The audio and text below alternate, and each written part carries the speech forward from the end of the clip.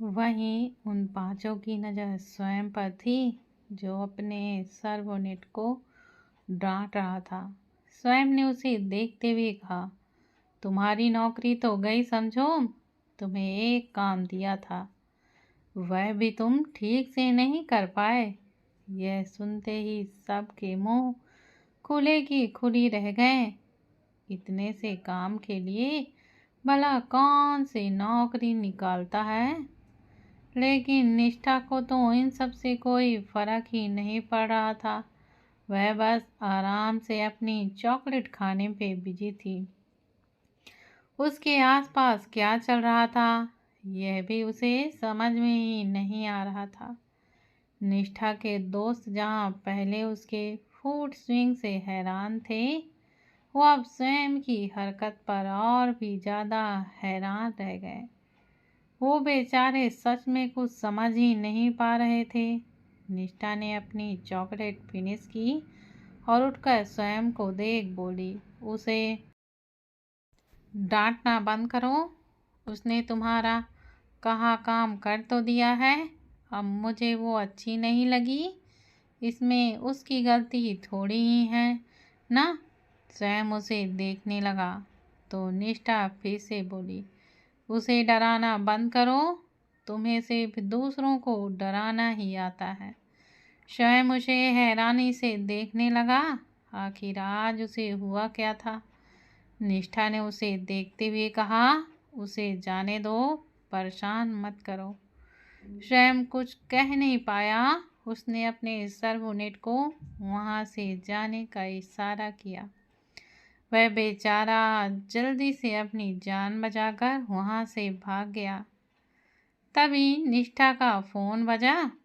उसने अपना फोन देखा तो यह अध्याय का कॉल था। उसने जल्दी से कॉल पिक करते हुए कहा, हेलो अध्याय, आप आ गए हैं क्या? हाँ, मैं बाहर ही खड़ा हूँ। चलो आ जाओ, जल्दी से घर चलते हैं, अध्याय ने कहा। निष्ठा ने ओके कहा और जल्दी से अपना बैग उठाकर टांगते हुए अपने दोस्तों को देखा और बोली, मैं चलती हूँ अब, बाय बाय। यह बोल वो बिना किसी की बात सुने वहाँ से निकल गई। उसके दोस्त तो अभी भी हैरानी से उसे ही देख रहे थे। उन्हें तो समझ ही नहीं आ रहा था कि अभी थोड़ी देर पहले यहाँ हुआ क्या है। यह लड़की सच में तो पागल नहीं हो गई थी ना। वहीं स्वयं खुद हैरान था। निष्ठा का यह रवैया उसे भी समझ नहीं आया। निष्ठा बाहर आई तो सामने अध्याय दिखा। वह जल्दी से जाकर उसके गले से लग गई और बोली, मैं बहुत थक गई हूँ, घर चलो। अध्याय ने उसकी पीठ पर अपने हाथ बांधते हुए कहा, हाँ चल रहे हैं, चलो पहले कार में तो बैठो। दोनों ही जाकर कार में बैठे और अध्याय ने गाड़ी आगे की बढ़ा दी। जल्दी ही वो दोनों घर भी पहुँचे। घर ही पहुँचते ही निष्ठा को अचानक से गाजर के हलवा की स्माइल आई। उसने खुशबू को महसूस करते हुए लंबी सांस ली और चहक कर कहा, गाजर का हलवा बन रहा है, मुझे भी खाना है। यह बोल वो जल्दी से किचन की तरफ दौड़ पड़ी। हाल में ही सिया और श्री बानी के साथ बैठे थे। उन्होंने जब निष्ठा को किचन की तरफ जाते देखा तो बानी बोली, इसे अचानक क्या हुआ है? हीर ने कंधे उचका दिए। तभी अध्याय आते हुए बोला, बुआ आपके लिए हलवा बन रहा है क्या? बानी ने हाँ में गर्दन हिलाई तो अध्याय बोला, हाँ। तभी उसे दरवाजे पर ही स्मेल आ गई थी और वो दौड़कर किचन में चली गई। ही ने उसे देखते हुए कहा, यह भाभी भी भुक्कड़ है, एक नंबर की। अध्याय उसकी बात सुनकर हंस दिया। उसने निष्ठा का बैग वहीं रखते हुए कहा, मैं वापस ऑफिस जा रहा हूँ, हो सकता है शाम को आने में थोड़ा सा लेट हो जाए। तानी को कहा तो है, अगर भूल जाए तो याद दिला देना, मैं चलता हूँ। यह बोल वो वापस ऑफिस के लिए निकल गया। इधर हलवा बनते ही निष्ठा सबसे पहले अपने लिए हलवा लेकर आई और सोफे पर बैठकर आराम से खाने लगी। वानी ने उसे देखते हुए कहा, निष्ठा, प्रेग्नेंट मैं हूँ, मुझे चाहिए था वो, और तुम खा रही हो। निष्ठा ने अपने दांत दिखाते हुए कहा, बुआ थोड़ा सा एडजस्ट कर लो ना यार, भूख लगी है, हलवा खाना है, खाने दो। मम्मी और ला रही हैं आपके लिए, मम्मी ने ढेर सारा बनाया, आप भी आराम से खाओ और मुझे भी खाने दो। उसकी हरकत पर वह तीनों हंस दी। सेल्वी जी ने उन दोनों को भी हलवा दिया और खुद भी उसके पास ही बैठ गई। निष्ठा ने बानी को देखा और बोला, बुआ अध्याय कहाँ गए? बानी ने उसे देखा और हलवा खाते हुए कहा, वो तो ऑफिस वापस गया है, उसने कहा है रात हो सकता है वह लेट आएगा, तुम्हें बताने को कहा था उसने। निष्ठा ने हलवा खाते हुए ओके कहा और जल्दी से अपना हलवा फिनिश किया और उसने हलवा खाकर कटोरी को साइड रख दी और फिर सेल्वी जी को देखा और बोली, मम्मा आप मेरे लिए चाउमीन बना दोगे? यह सुनकर सब फिर से उसे हैरानी से देखने लगे। अभी तो उस लड़की ने हलवा खाया था और अभी उसे चाउमीन खानी है। सेल्वी जी ने उसे देखते हुए कहा, पर अभी तो तुमने हलवा खाया है ना?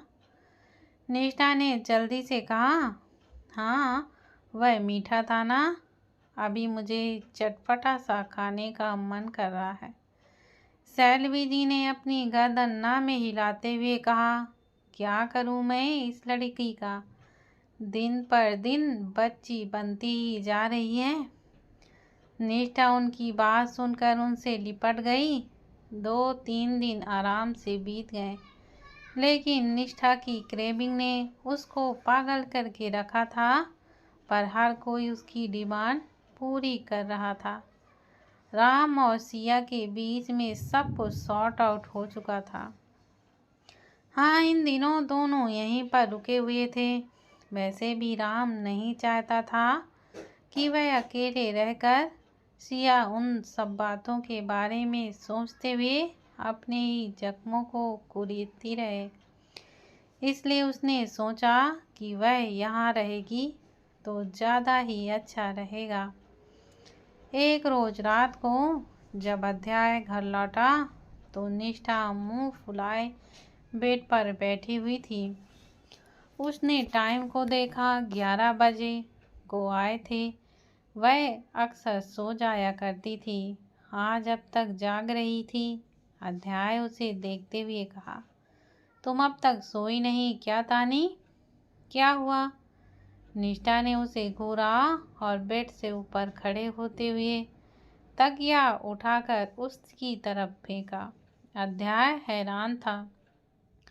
उसने जल्दी से तकिया कैच करते हुए कहा, काम डाउन यार, क्या हो गया, गुस्सा क्यों कर रही हो?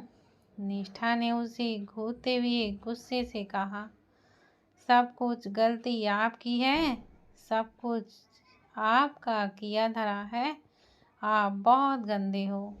वह अध्याय पर इल्जाम लगाए जा रही थी और बेचारा अध्याय यह भी नहीं समझ पा रहा था कि वह उस पर यह एलिगेशन क्यों लगाए जा रही है। वह तो आंखें फाड़े बस निष्ठा को ही देख रहा था। अध्याय उसके पास जाते हुए आराम से बोला, तुम आराम से बैठकर बात करो ना, क्या हुआ मुझे बताओ तो, क्यों गुस्से में हो? लेकिन निष्ठा कुछ सुनने को तैयार ही नहीं थी। वह बस उस पर भड़के ही जा रही थी और अध्याय को कुछ समझ ही नहीं आ रहा था। अध्याय ने अचानक उसे पकड़कर अपनी तरफ खींचा। अध्याय के कंधों से निष्ठा को पकड़ा और अध्याय ने उसकी कमर को थाम लिया। वह पूरी तरह से अध्याय पर झुकी हुई थी और अभी भी बेड पर उसके पंजे टिके हुए थे। अध्याय ने उसे कमर से पकड़ ऊपर की तरफ उठाया और नीचे उतार लिया। निष्ठा ने उसे घूर कर देखा तो अध्याय आराम से बोला, ठीक है, तुम गुस्सा हो, मैं समझ गया। यह भी बता दो, आखिर क्यों हो गुस्सा? क्योंकि तुम बताओगी ही नहीं तो मैं नहीं समझ पाऊंगा ना कि हुआ तो हुआ क्या है। मैंने ऐसा क्या कर दिया कि जिसकी वजह से तुम्हें इतना गुस्सा आ रहा है? निष्ठा ने रुआसे होकर कहा, आपने प्रोटेक्शन क्यों यूज नहीं किया? यह सुनकर अध्याय हैरान था। वह आंखें बड़ी बड़ी किए हैरानी से निष्ठा को देख रहा था।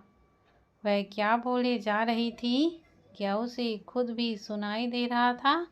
उसके कहने का मतलब क्या था? अध्याय अब खुद ही उसकी बातों को समझने की कोशिश करने लगा था। क्या वह यह समझ रही थी कि वह प्रेग्नेंट है? यह सोचकर अध्याय ने उसे आराम से बेड पर बैठाया।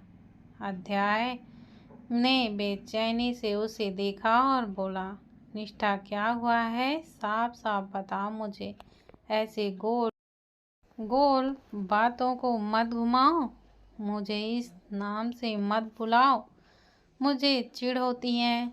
निष्ठा ने चिढ़कर चिल्लाते हुए कहा, आप मुझे तानी कहते हो ना, तो वही कहो। वो उसे मुंह बनाए हुए सुनाए जा रही थी। अध्याय ने गहरी सांस ली और बोला, अच्छा ठीक है, मेरी गलती है, आगे से नहीं कहूँगा, ओके। लेकिन पहले ये तो बताओ कि क्या हुआ? इतना गुस्सा क्यों हो तुम? निष्ठा ने छोटा सा मुंह बनाकर कहा, मुझे लगता है मैं प्रेग्नेंट हूँ। यह सुनकर अध्याय शॉक्ड था। वो समझ नहीं पा रहा था कि ऐसा हो कैसे सकता है। हाँ, हो सकता है। वो दोनों पति पत्नी थे, पर फिर भी इतनी जल्दी? वो बेचारा खुद कंफ्यूज था। उसने खुद को संभालते हुए कहा, okay okay, take it easy, लेकिन तुम मुझे ये बताओ कि तुम्हें ऐसा क्यों लगा कि तुम प्रेग्नेंट हो? निष्ठा ने उसे देखा और फिर मासूमियत से बोली, क्योंकि मैं प्रेग्नेंट हूँ। अध्याय अपना माथा पकड़कर बैठ गया। उसे समझाना, समझना और इस सिचुएशन को समझाना अध्याय के बस का नहीं था। उसने आखिरी कोशिश करते हुए कहा, अच्छा, ये तो बताओ कि तुम्हें ऐसा क्यों लग रहा है कि तुम प्रेग्नेंट हो? कोई तो सिम्टम्स देखे होंगे तुमने जिससे तुम्हें ये लगा कि तुम प्रेग्नेंट हो। निष्ठा ने उसे देखा और बोली, वह आपने सुना नहीं? डॉक्टर ने बानी बुआ के लिए क्या कहा था? बानी बुआ के पीरियड मिस हो गए थे, मेरे भी हो गए हैं। और जैसे बानी बुआ को खाने के लिए कभी कुछ तो कभी कुछ चाहिए होता है, मुझे भी चाहिए होता है, और फिर अच्छा भी नहीं लगता। और फिर कहते कहते वो रुक गई। अध्याय उसकी बातें ध्यान से सुन रहा था। जब वह रुकी तो उसने उसे देख कर कहा, और क्या निष्ठा? निष्ठा एक बार चिढ़ गई और घूरते हुए दांत पीस कर बोली, मुझे एक और बार और एक नाम से बुलाया ना तो देखना, मैं दांत तोड़ दूंगी आपके। अध्याय ने उसे बाजू से पकड़ आराम से शांत करते हुए कहा, अच्छा, ओके ओके, रिलैक्स, गलती हो गई है। तुम बताओ, क्या बता रही थी और क्या? अगले पल निष्ठा ने फिर से मासूमियत से कहा, वह ना मैं ना अभी एक सीरियल देख रही थी, उसमें भी ऐसे ही दिखा रहे थे। जब हीरोइन प्रेग्नेंट होती है तो वह अजीब अजीब खाना खाने की डिमांड करती है। उसकी बात सुनकर अध्याय ने अब एक गहरी सांस भरी। वह कुछ कहने और सुनने की हालत में बिल्कुल भी नहीं था। उसने यह स्टेप सोचा भी नहीं था। उसे लगा था कि निष्ठा अभी सेफ पीरियड में है। अगर सच में निष्ठा प्रेग्नेंट हुई तो क्या? यह बात अध्याय के दिमाग में बार बार चल रही थी। वह अभी प्रेगनेंसी चाहता ही नहीं था और वह चाहता था कि इन सब में उलझकर निष्ठा अपना बचपना ही भूल जाए, जो उसने अभी अभी तो जीना शुरू किया था। लेकिन हाँ, अब जो भी था, अगर वो सच में प्रेग्नेंट थी तो अध्याय को ये जिम्मेदारी लेनी ही थी। निष्ठा ने अपनी पलकें उठाकर अध्याय को देखा, जो कुछ सोच रहा था। उसने धीरे से कहा, आप नाराज हो? मैं सच बोल रही हूँ, झूठ नहीं कह रही। उसने इतनी मासूमियत से कहा कि अध्याय मुस्कुराए बिना नहीं रह सका। उसने निष्ठा को अपने सीने से लगाते हुए प्यार से उसके बालों को सहलाया और फिर उसके माथे को चूम कर बोला, चिंता मत करो, कल सुबह डॉक्टर के पास चलते हैं, सब पता कर लेंगे, ठीक है? निष्ठा ने उसके सीने से लगे हुए हाँ में अपनी गर्दन हिला दी। इधर श्री घर की छत पर एक कोने में बैठी बस आसमान को ही देखे जा रही थी कि तभी उसे एहसास हुआ कि कोई उसके पास आकर बैठा है। श्री ने उस तरफ देखा तो वहाँ पर गर्व बैठा हुआ था। वह उसे देखकर चौंक गई। गर्व ने मुस्कुराकर कहा, घबराने की ज़रूरत नहीं है, कुछ भी ऐसी वैसी हरकत नहीं करूँगा, ना आज तुमसे लड़ूंगा। वह तो बस मुझे नींद नहीं आ रही थी तो ऊपर चला आया।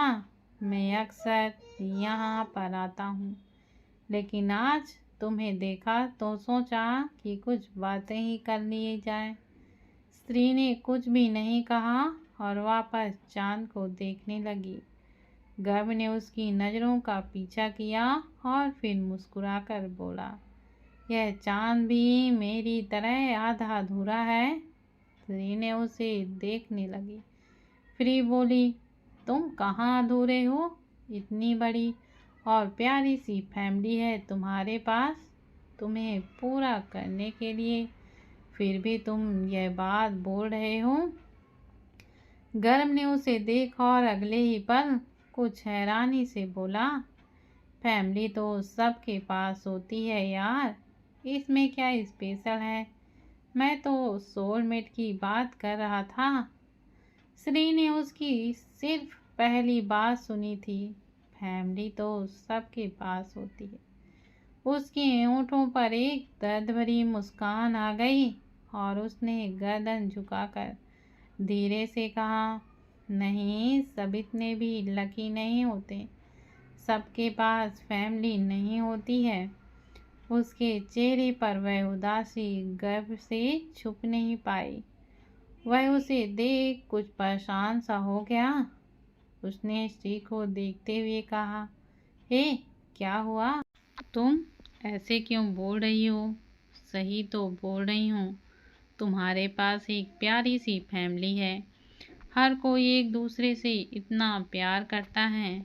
मैंने पहली बार यह एक्सपीरियंस फील किया है। बचपन से लेकर आज तक मैं अकेले रहती आई हूँ, कभी यह प्यार मैंने महसूस ही नहीं किया। मम्मी पापा कभी साथ रहे ही नहीं, उनके डिफरेंस में सफ़र किया है मैंने, अभी भी कर ही रही हूँ। उन्हें मेरी फिक्र ही नहीं है, उन्हें कोई मतलब ही नहीं होता कि मैं कहाँ हूँ, क्या कर रही हूँ। उन्हें सिर्फ अपने बिजनेस और अपने काम से मतलब है। उसकी बातें सुनकर गर्व हैरान था। वह समझ ही नहीं पा रहा था कि रिएक्ट कैसे करे। यह लड़की क्या बोले जा रही थी। गर्व ने धीरे से उसके कंधे पर हाथ रखा और बोला, तुम ठीक तो हो ना? तुम क्या बोल रही हो? श्री ने उसे देखा। गर्व उसके चेहरे को देख हैरान रह गया। उसकी आंखों में आंसू थे। गर्व बेचैन सा बोला, श्री तुम क्या हुआ है? तुम रो क्यों रही हो? श्री ने जल्दी से अपनी पलकें झपकाकर अपने आंसुओं को सुखाने की कोशिश की और फिर धीरे से बोली, नहीं मैं ठीक हूँ, बस यह बातें परेशान कर जाती हैं कभी कभी। गर्व एकटक उसके चेहरे को बस देख रहा था। उसने धीरे से उसके हाथ को थामते हुए कहा, क्या हुआ है श्री? लेकिन श्री खामोश रही। वो बहुत कुछ कहना चाह रही थी। दिल में बहुत सी बातें थीं जो बस उसे ही खाए जा रही थी। हमेशा से अकेली रही थी और यहाँ सब इतने प्यारे थे। वो चाह कर भी ये सब कभी महसूस ही नहीं कर पाई थी।